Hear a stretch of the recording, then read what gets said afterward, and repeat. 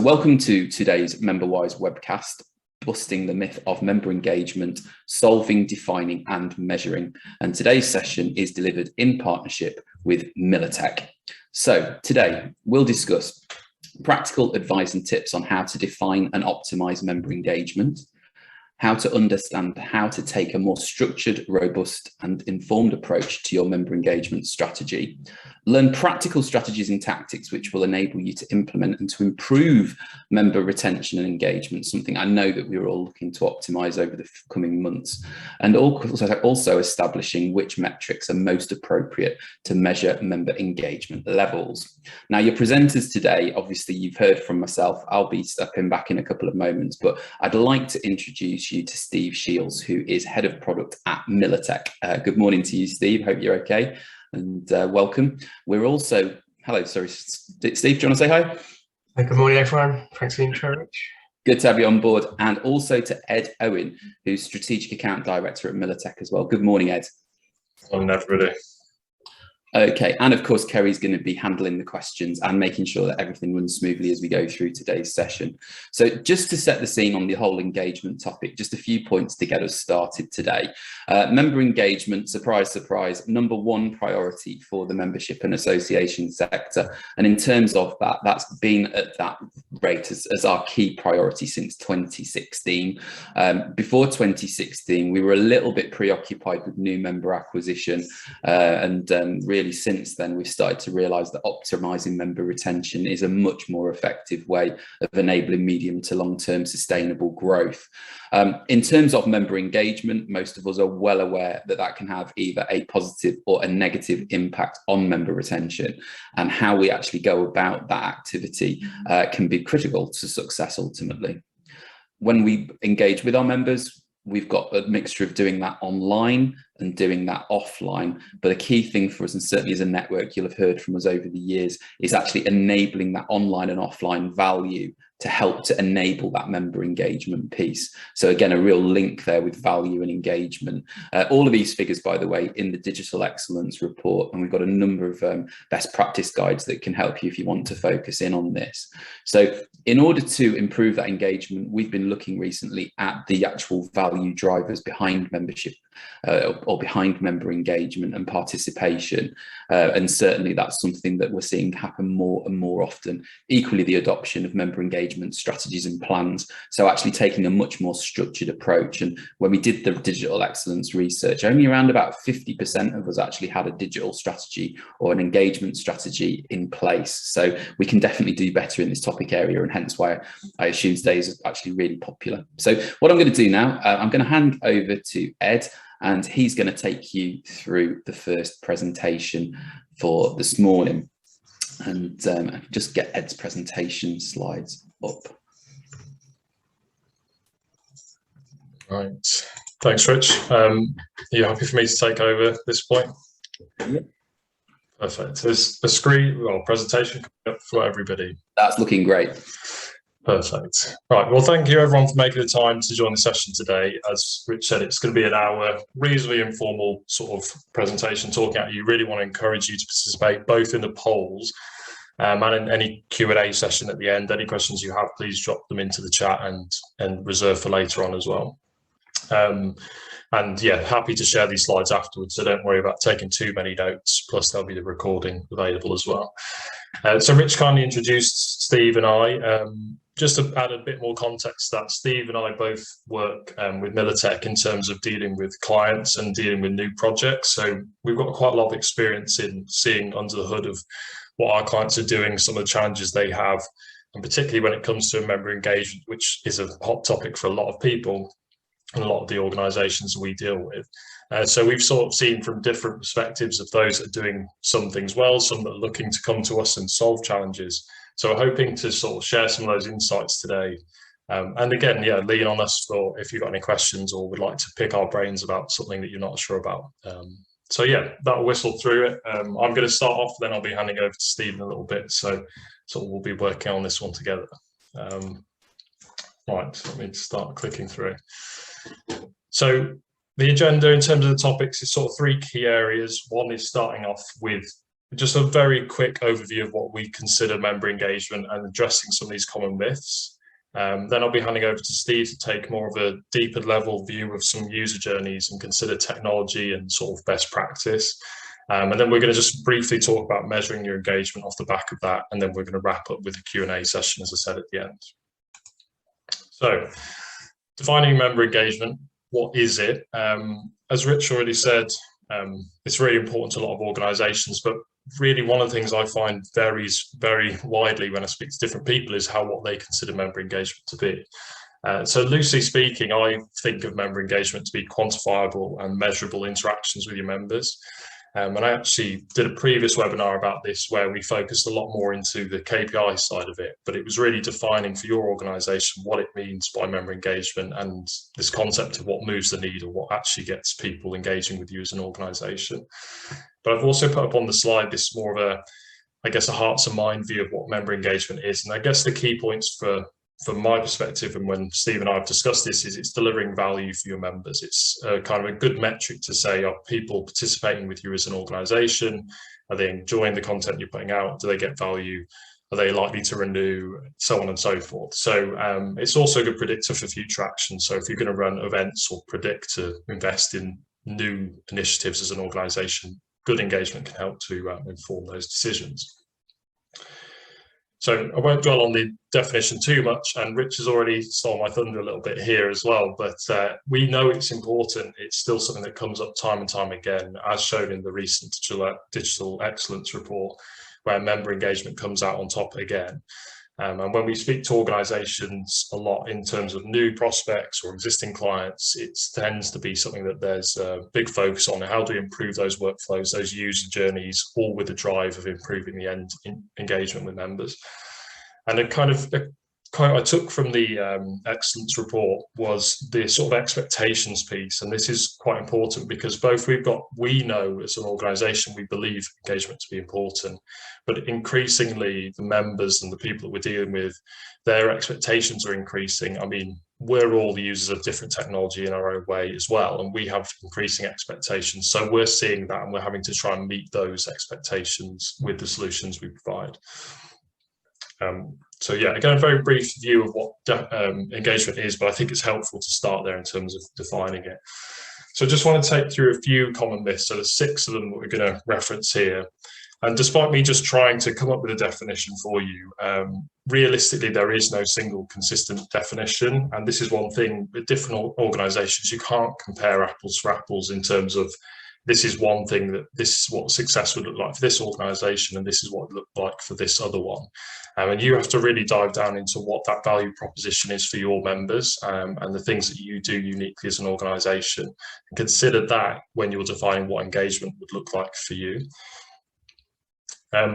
This is not to discredit any other organizations that do a great job, but maybe reassure us all on the call that there's sometimes a perception that other organizations are really smashing it out of the park and you're sort of lagging behind, but quite consistently that tends not to be the case, and hopefully that is reassuring. But there's always room for improvement. Things are always changing, and we actually see in large and small organizations some people doing some stuff really well but looking to improve in certain areas, particularly as Steve will go into some of the technology behind the scenes.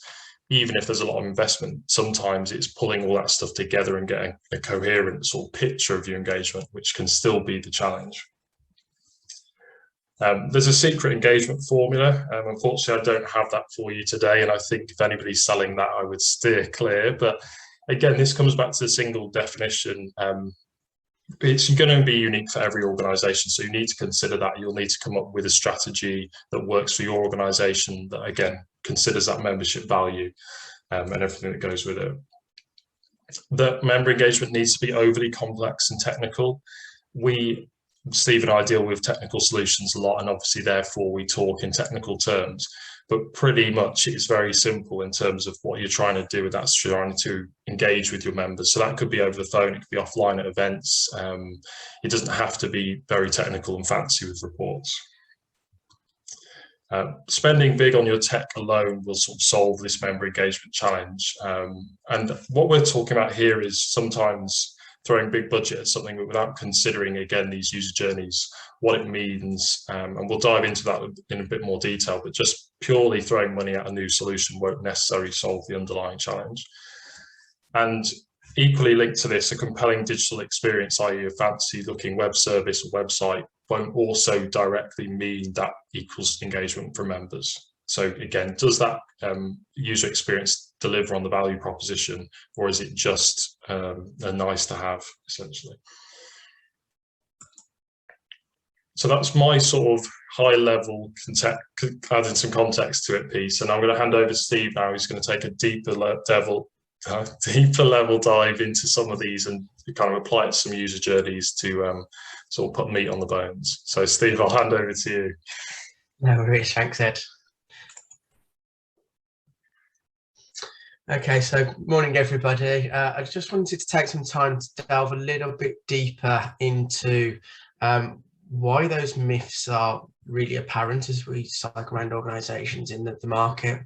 And I'm going to start with some scene setting around where engagement perhaps doesn't always work, and how we can overcome that with tech. So firstly, any engagement that isn't non-value driven is superfluous. So really understanding what your value proposition is, what it is that members value from your organisation, and then deliver tech that will help that audience engage with what they value is really the key to achieving good member engagement. It's quite normal for organisations to take a one-size-fits-all approach to, we need a website that will do this, that and the other because we deem that to be engaging. But ultimately, if the member doesn't value those interventions, then member engagement will not score highly.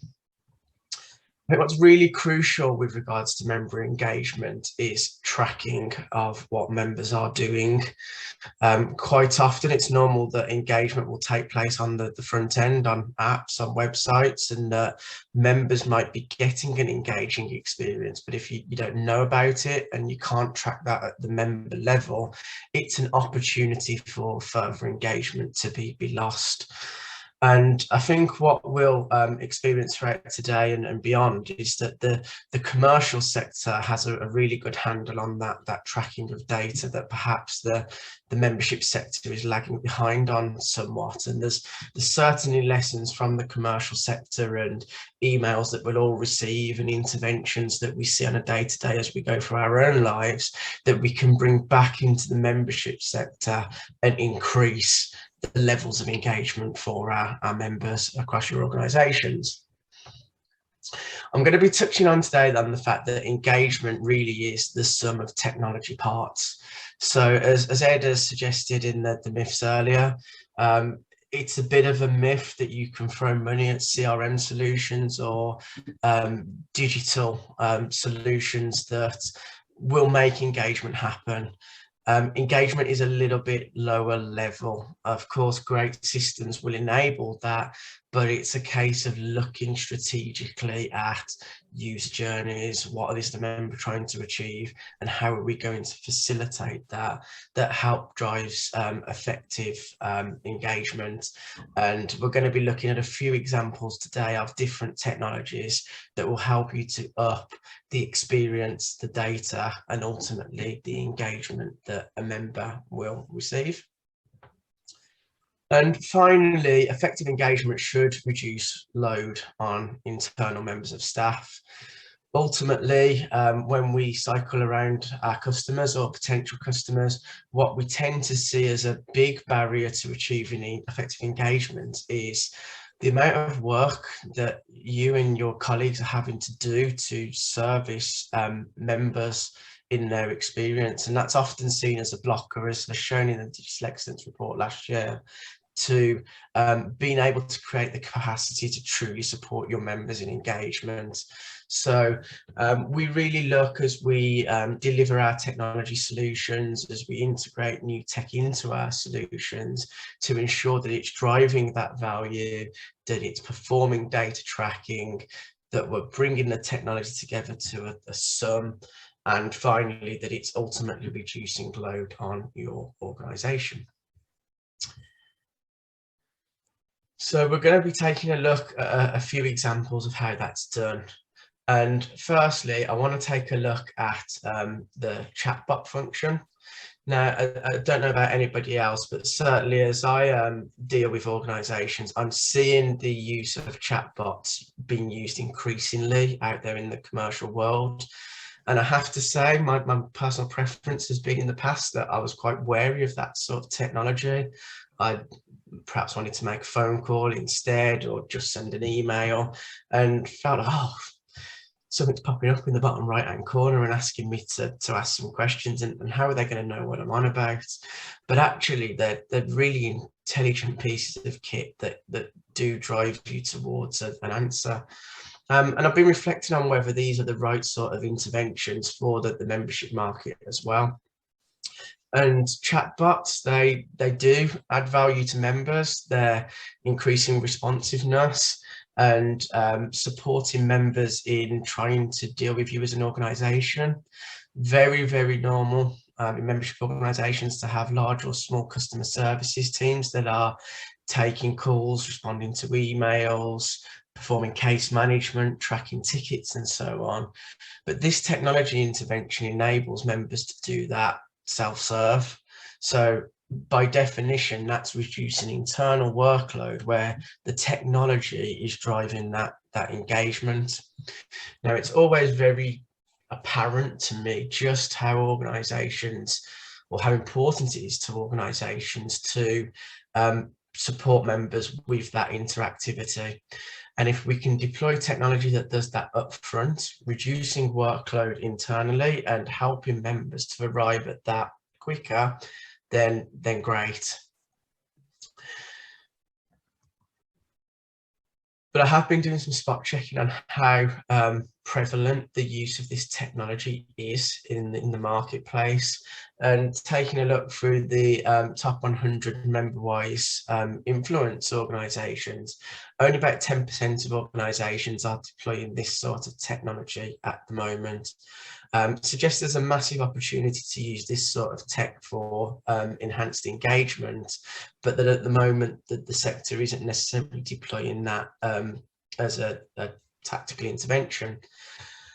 It's fair to say though that 100% of the organisations sampled had some form of contact us. So it is possible for a member to go online to find a phone number, an email, a form, which is then routed through to somebody internally, which perhaps could have been acted on quicker using the technology available to us. So it's one such example of a fairly discrete bit of tech that can be deployed online, and when deployed properly can help not only increase initial engagement, but can generate a body of data that will help to create further engagement opportunities. And in a few moments time, I'm going to go on to talk about how that can be done. Before I do that though, I want to go to our first poll question, if that's okay. So the question at hand today: are chatbots a technology you would likely consider in the future? And we're asking whether that's very unlikely, unlikely, neutral, likely, or very likely. So the question again: are chatbots a technology you would likely consider using in the future? So I can see we've got quite a few people voting. We're up to 60 out of 80, so that's really good. If you've not yet voted, please do. It'd be really good to get everybody there. We've got about 80% of you who've voted for that. It'd be really interesting to find out what the results are. So we're now about 86%. So if we could just reveal the result, that'd be great. So in here, well, the figures here, Steve, looking at it, you've actually got a kind of a sort of almost like a kind of a middle ground of likely versus unlikely. A lot of neutrals in the middle. That looks like very typical membership sector response there. Interesting that 11% are very likely, and it's not a million miles away from the number that are very unlikely. And does that? I mean, obviously, I'll hand back over to you, but does that result surprise you? I don't think it does. I think there's probably a few things that we can read into there. I think there's a reticence to take the personal touch away from members and force them down that route first. That's where the very unlikelies and unlikelies will come from. And I have to say, I've been there as well in that mindset when I've taken this requirement from customers. Perhaps in the past couldn't see it. The evenness on towards the likely, very likely, perhaps suggests that there is an appetite to use these sorts of interventions, and it probably plays to the perception that organizations are perhaps spending on the big tech, the CRMs, the digital platforms, maybe the email marketing tools, and these sort of more tactical interventions that actually, for me, have a bigger impact on member engagement, that maybe the market can't quite get there because the spend and the time and the effort on tech is going elsewhere, trying to achieve that engagement in other ways, which I think is really interesting.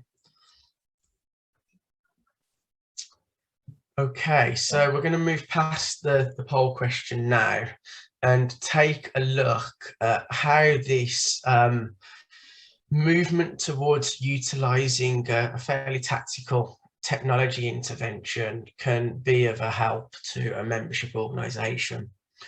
So I'm going to start by taking a look at traditional inbound engagement, and whilst will forever be valid for members to phone and to email and complete contact forms, I just want to take a look at how that perhaps restricts the data that can be collected and the impact that that has on member engagement.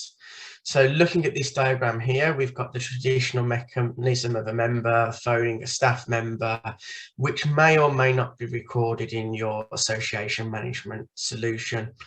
I'd say across my sort of 12, 13 years in the market that there's probably about 40–50% of organizations I've worked with that would actually record this kind of interaction within the CRM. And if that doesn't happen, then that's an engagement lost. It's something that you can't play back to the member. It's something that you can't use to show levels of engagement or perhaps offer a different personalized engagement in the future. Very similar diagram for emails or e-forms, maybe contact us forms on websites. The direction of travel is very similar, and especially where contact us forms are used, we tend to see that data is stored in content management systems as opposed to CRM solutions. And the point that I'm trying to get across here is that it ultimately restricts the data that's collected out of that engagement. So whilst the member might be feeling a good level of customer service, ultimately they may be doing something that they can solve for themselves. They've had to raise that query with the organization. They've probably had to wait a period of time for that to be resolved. And then ultimately, if there isn't good data collected off the back of that we can learn from, that we can maybe play back to the membership base how that's been changed or evolved, then the opportunity to act on that engagement is lost.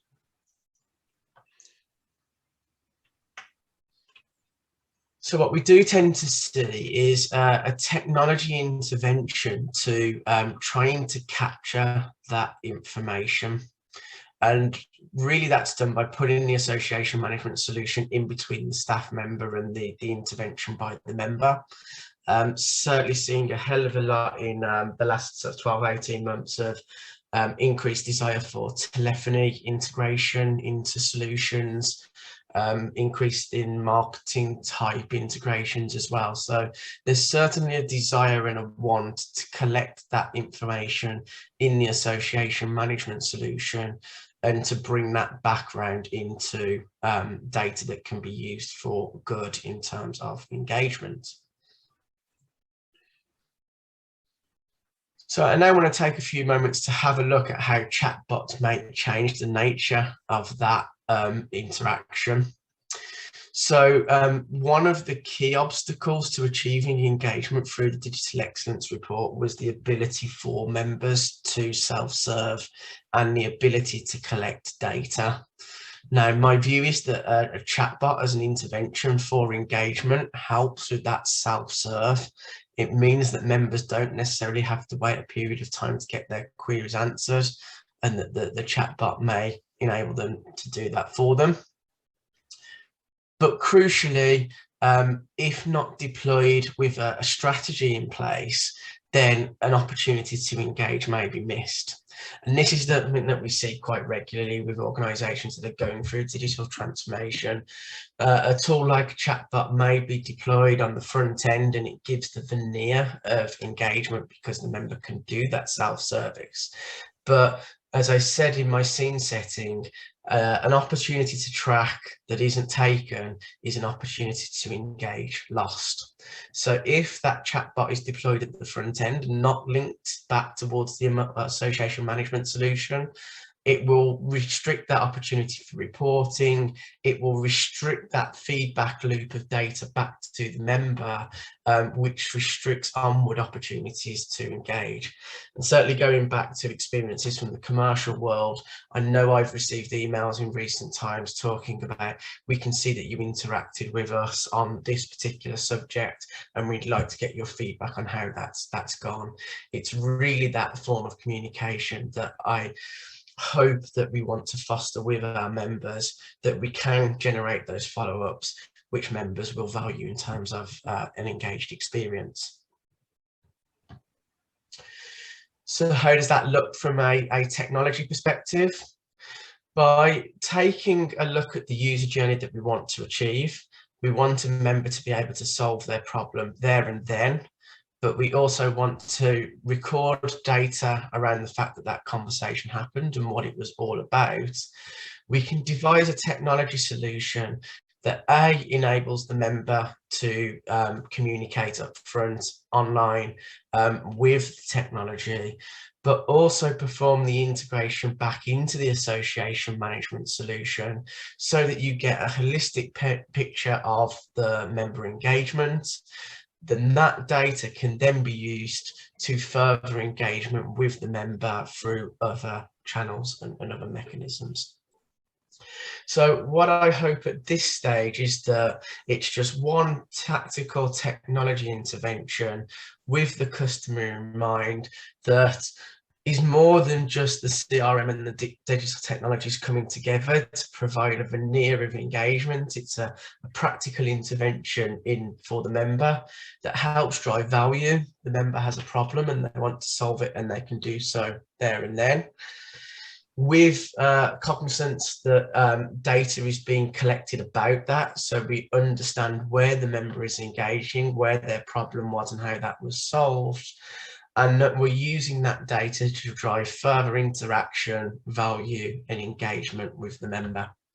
And it's almost a case that the technology itself that we're talking about here is not insignificant, it's an example, but other solutions that are right for your members should follow that same process of integration, collecting that data and using that as a feedback loop for further onward engagement.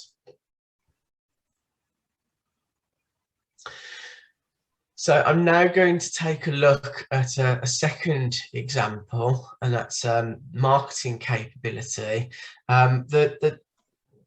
The lessons here are broadly similar. What we're aiming for ultimately is continual feedback loops of data that help to drive an engaging experience for your members.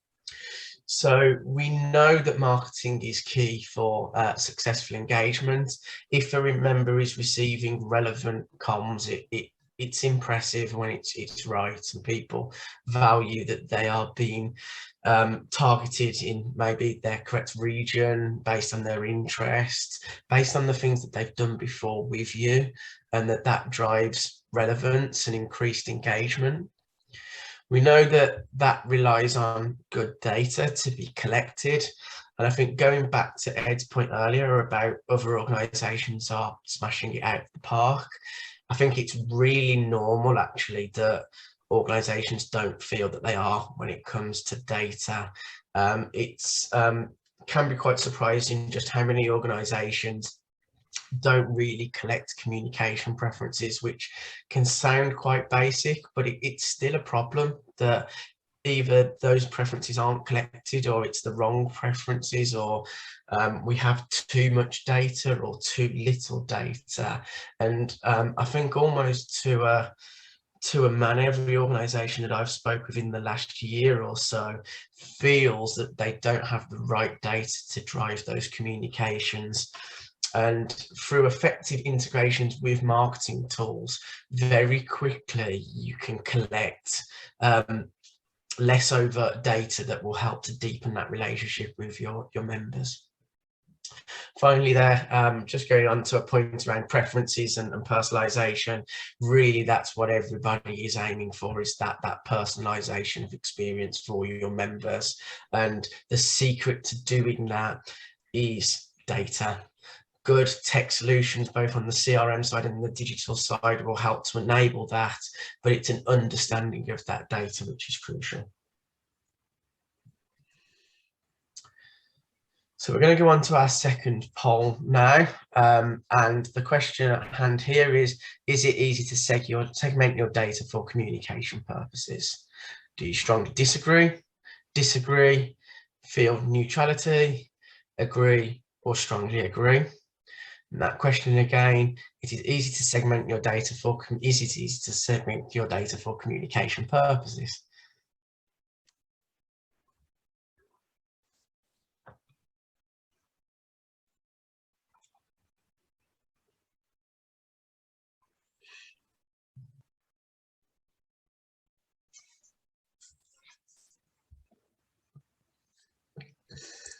Guess we'll give it a couple more seconds. There we go. Again, we have quite a split here, almost an exact split there on disagree versus agree, with the extremities showing less of a pattern, which perhaps chimes again with those experiences of we can do more in the area of data segmentation.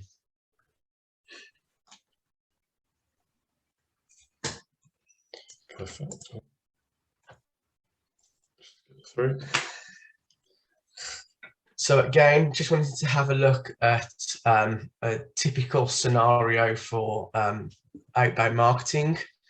So usually what that requires is a staff member to use the association management solution to drive target lists of data for mass emailing, maybe mass use of other channels of marketing, SMS, WhatsApp, and so on, increasingly, to get messages out to the member for reporting. Quite often that reporting is done at a campaign level to show the success or failure of campaigns.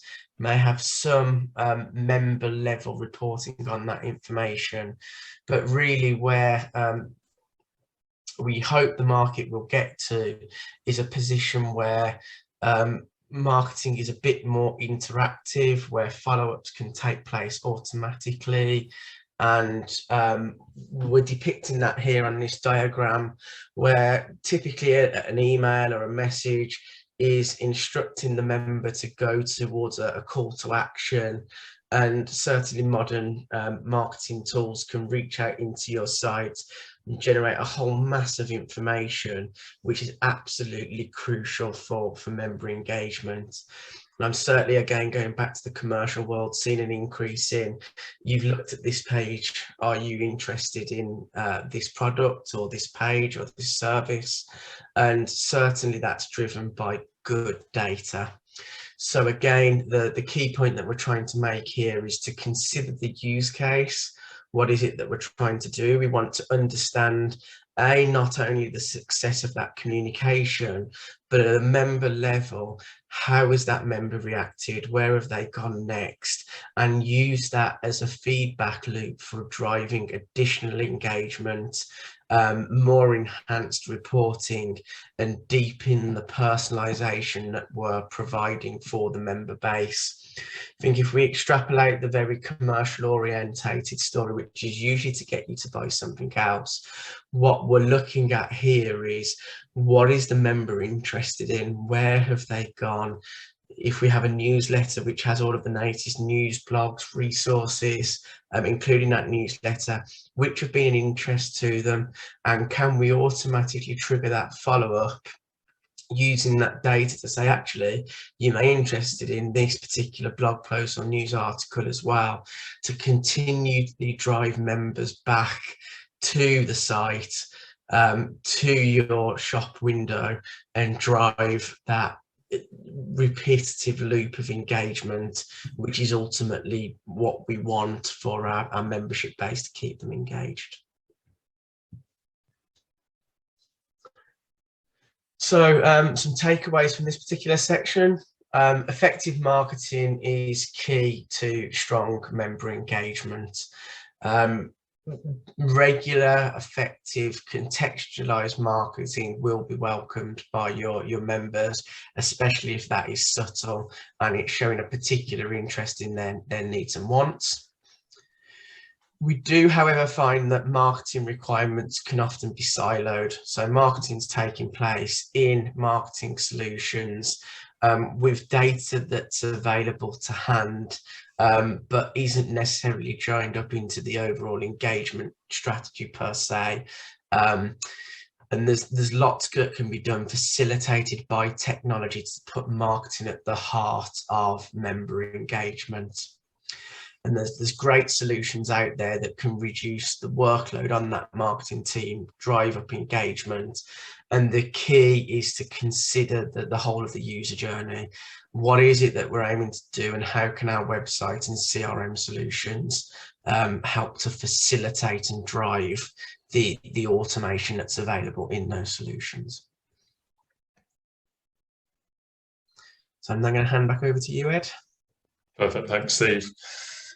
Yeah, just to reiterate on what Steve was saying, obviously we've peddled chatbots and we're not here to sell you chatbots or anything like that. It is a good example of one new technology to be aware of, and contextualizing that in the user journey, which is sort of a theme we wanted to get across today, is thinking of a sort of end-to-end journey, whether that's online, offline.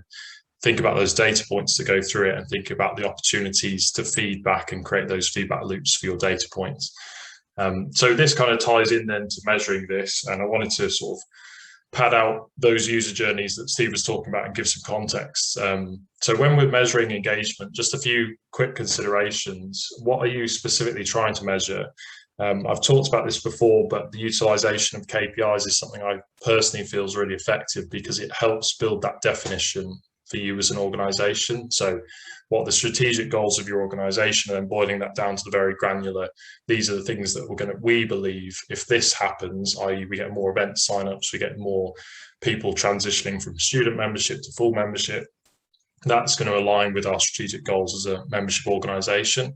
So sort of starting at that point, this is what we're trying to achieve, and then linking that to how do we measure to sort of see if we're moving that needle. What are your data point sources? I'll come on to that in a sec. And then something about who needs to see this information. It's more about context of your reporting and measuring that data, because obviously the usefulness of data is to be able to act on it. So who needs to be able to have access to that data, and what's relevant to them? So I thought it'd be useful to dive back into what we were just looking at, which is the marketing sort of user journey. I mean, it's very basic, and we all know that this can get very elaborate and complicated. But a key consideration is, if you're thinking about this as a requirement, or you're thinking about it as a user journey, we want to optimize this. When you're thinking about measuring it, you want to start with your measuring point. So what is it that you're trying to measure? So just as an example in this, we're going to be sending email communications to direct people to the website to do an event sign up. So that's the outcome that we're trying to track. And then underneath that will sit data points. These are points along the journey that we can track and record data, which will ultimately roll up and inform whether the ultimate measure is moving. So just a few examples of that would be things like emails sent. So this could be reporting on how many have we sent, what frequency, what time, who have we segmented those and sent them to. They're all different pieces of data that we could collect, and that's in one isolation. then we'll have data when it hits the member. So what are the open rates? Who's opening it? Is there a particular demographic that's opening it? And then within that email, there might be content that you're, again, in this story that we're describing here, we're trying to point them to the website. So we'll probably have some form of URL, and then we could track that. So if someone opens that website, opens the email, then clicks on the link to go to the website, then we can track that. And the next layer on that is following that journey through. So we sort of follow that member. They've clicked the link, well, open the email, click the link, and now we know they're on the website. Have they now gone through the event form and completed the form? Do they drop out at a certain point? And the really important thing to consider in this user journey then is the sort of context that goes with it, because the data might be very positive in terms of open rates, but actually nobody's clicking through. So you might then want to inform your action off the back of that. Could be, do we actually need to position the link higher in the email? Do we need to rethink what the email content is? Is it too wordy? All those sorts of things. So that will kind of be your feedback loop in terms of actions. And then maybe you're actually getting good open rates, good click-through rates, but people aren't signing up. So that might point more to, is the form clunky? Is it not very intuitive? Is the description not good? So on and so forth. So then it will direct where you need to focus your attention.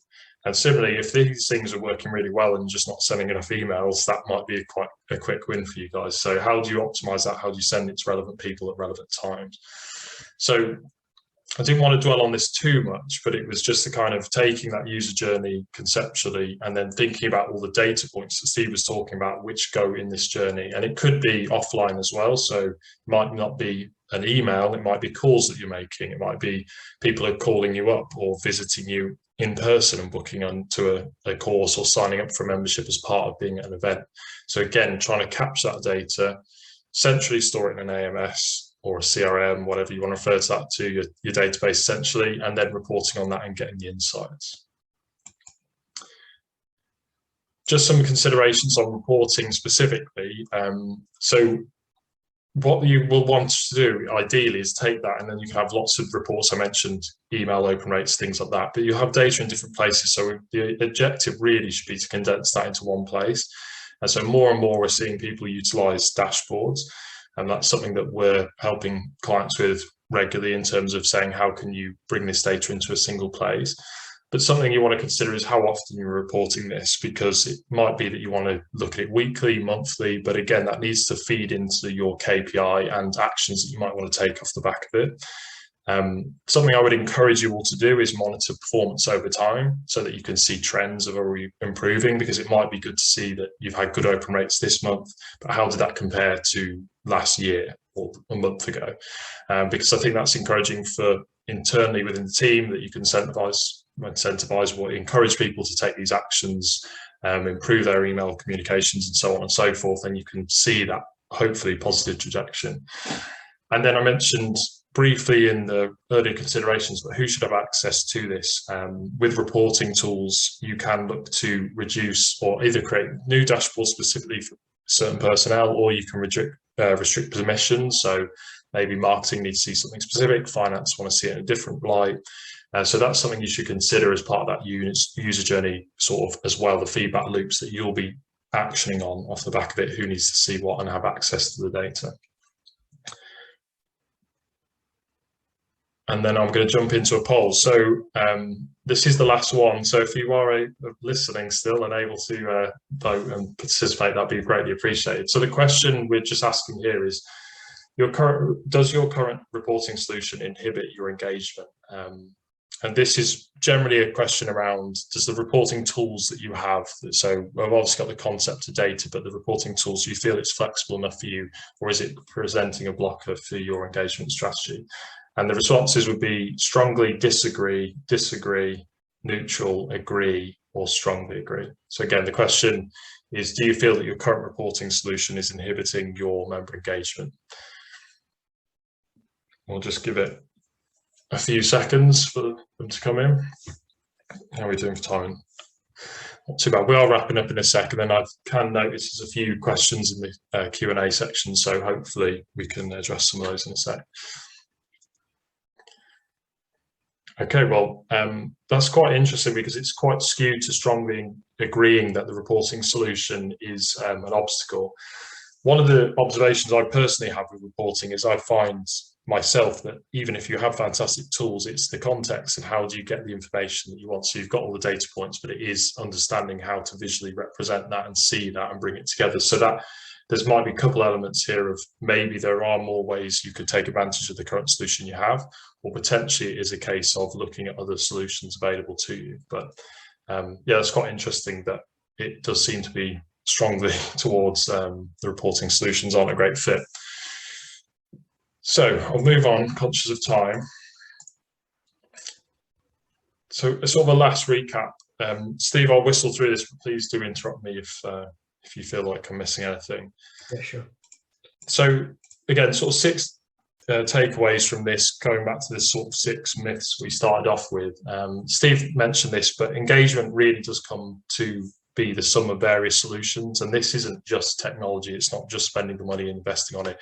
It's considering those business processes. It's considering the feedback loops that you're creating. So it's bringing all of that together. And I mentioned the KPIs. So what are we trying to aim towards? Does this directly correlate to that? Member value is a really important thing, but I think that's a good sort of North Star to focus on. Does this thing that we're trying to introduce deliver value for our members? And that lead the way in terms of a lot of your decision making. Similar to this, because before we had the sort of what's your formula, but think about your formula in context of what matters to your members. That's going to be unique to your organization, and therefore it'll be, not apples for apples, as we discussed. In terms of complexity, changing this now to focusing on the individual user journeys. So sometimes when we're trying to think about requirements, because that's often where Steve and I are speaking to clients, we want to achieve this. This is the end goal. But what are the user journeys that are along, how are we going to achieve that? And then breaking that down can be really useful and sort of take the complication out of it. Invest in outcome-driven solutions. So again, thinking about the KPIs, thinking about the membership value, and that really helps build that picture of a return on investment. If we are going to spend this money on improving this workflow, introducing a chatbot, how can we then report on that and then see over time that we're getting that return on investment for doing so? So it sort of all feeds in to the whole piece. And then again, this is more about investing in sort of new technologies and user expectations, but using the digital services to enhance what you're currently doing. So it's not a case of just introducing the technology and there you go, you've got engagement. It's a case of using that to layer on top of the good work you're already doing, still offering other offline services. So it's not just directing people to speak to chatbots, but layering that in as well. So maybe they get routed much more quickly, get an immediate answer, but they still can pick up the phone and speak to somebody. So they're the sort of key takeaways. That wraps up our session and gives us a little bit of time to hopefully answer some questions that people may have.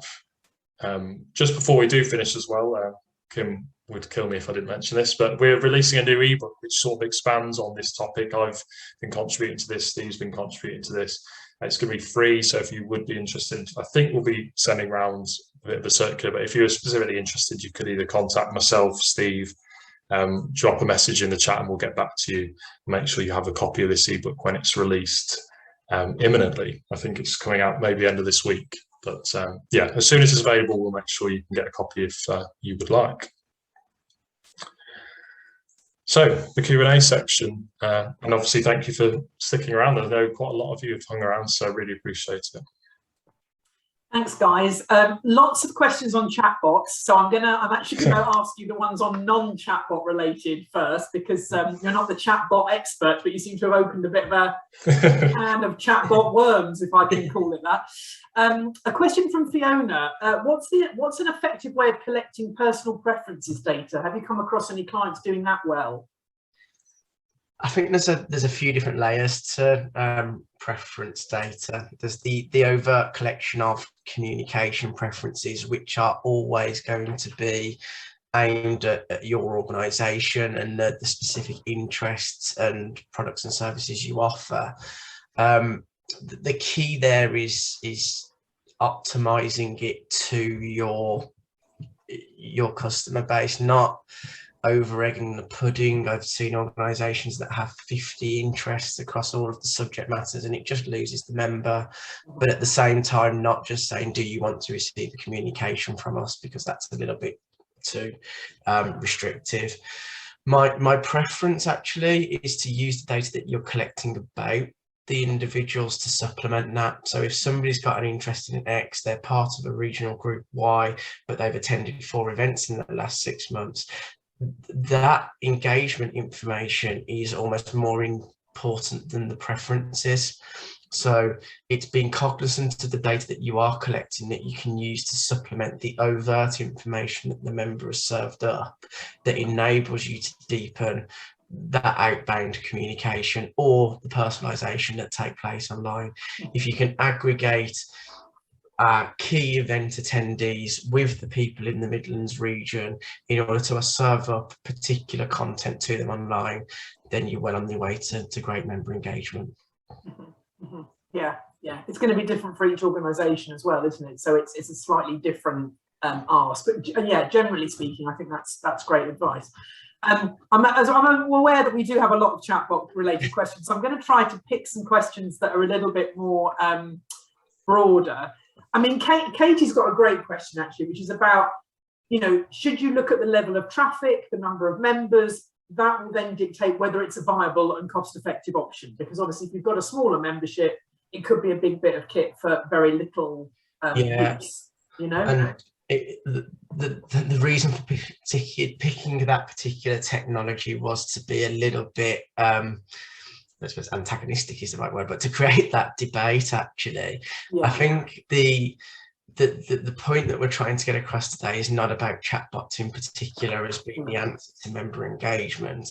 It's about discovering and considering the technology that's right for your members and what is it that you're trying to achieve with your membership base. Now, the reason I picked on that example is that almost all organisations are taking calls, receiving, inundated with communication, which creates waste work in your organisation. So let's step away from member engagement for the moment. One of the key barriers that we see to value-added engagement is the sheer amount of communication that an organisation brings in and deals with. So there are technology interventions out there like chatbots. Gareth Davis has mentioned live chat as well in the questions. Yes.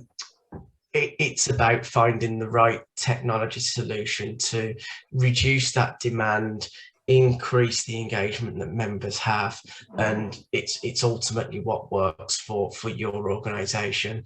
As you say, we're not the chatbot experts, we're not trying to be. What we're trying to do is look at the technology interventions that are out there beyond digital and CRM that ultimately link to our platforms that enable you to solve member engagement. And what we tend to see is that there is a focus on the CRM and the digital first, but those get implemented to a point, tend to plateau and stop, and engagement isn't being solved at that top level. And it's those tools, it's the email marketing, it's the interactivity, it's the learning platforms, the communities that may or may not be right for individual organizations, but it's the tools around those pieces that ultimately bring the engagement. And the message that I'd like to leave you with today, that if you successfully bring those in to the CRM, to the digital shop window, engagement will increase. Data that you have at your fingertips to drive that increases, ability to perform outbound marketing increases. So and that's that point that Ed's just made about considering the user journey. What is it that your members trying to do? What are the technology interventions that are right to be able to drive that? And then how do we bring that together in a cost-effective way to drive engagement? And where we like to feel like we're uniquely placed to solve that problem is that we get that integration is key, that it's the sum of parts that achieves engagement, and that our software isn't restricted in that way. We are putting huge amounts of investment into having options available to our customer base to do these things, to increase the propensity of an off-the-shelf solution that we can help deploy to you guys to help ultimately achieve that engagement that you might not be able to do if all time, effort, investment is going into getting the CRM right or a digital experience for your members at the behest of data. Yeah, and actually Laura put a great question in about that actually the internal resistance to the chatbot is the staffing level. And actually what you're saying is it's about member engagement. All of justification for anything that you're bringing in terms of how you're going to deal in a customer service manner with your members is about meeting member needs, improving customer engagement, improving their experience. That should be the justification as to why usually it's existing staff member, right? It's usually given to somebody who's already responsible for, like you said, call handling or somebody who answers the emails. It's just another channel that an existing customer service or member facing person would be taking on as part of their existing role. And the idea behind chatbot specifically is that it's a body of information that leads the customer to the right answer. It gets you looking at the demand that you have in, how is that solved, how do you lead the customer to the right answer manually, so that the bot can do that for you, or hopefully get quite a way down that trail. Hello, do you want to speak about membership events? Are you looking to book an event? Help you in this way. It's leading the customer or the member down that path so that the operator doesn't have to.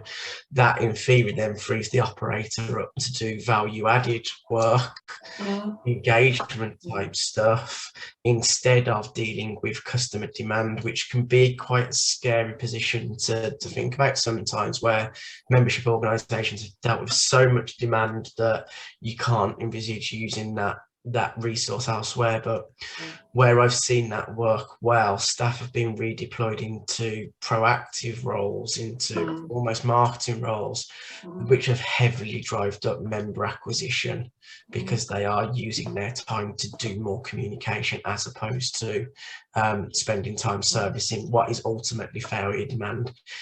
In an ideal world, if a member ever has to ring an organisation, it suggests that something online has failed in the first place. Yes, yeah. And it reinforces what Gareth was saying about the live chat function as well. I mean, that is also another great tool to use when people don't want to use the phone, or they're quite happy to have it sitting in the background waiting for someone to correspond with them. You know, some people prefer that, but it will be definitely related to the breakdown of your members. And I know two people on the Q&A were talking about, you know, the language barrier and the age barrier. Well, actually, that's about really understanding the preferred channels of your members, isn't it? And saying, well, actually, it's unlikely that they're going to go for that, you know. That's the key point about getting back to user journeys and suitability. There is no magic bullet.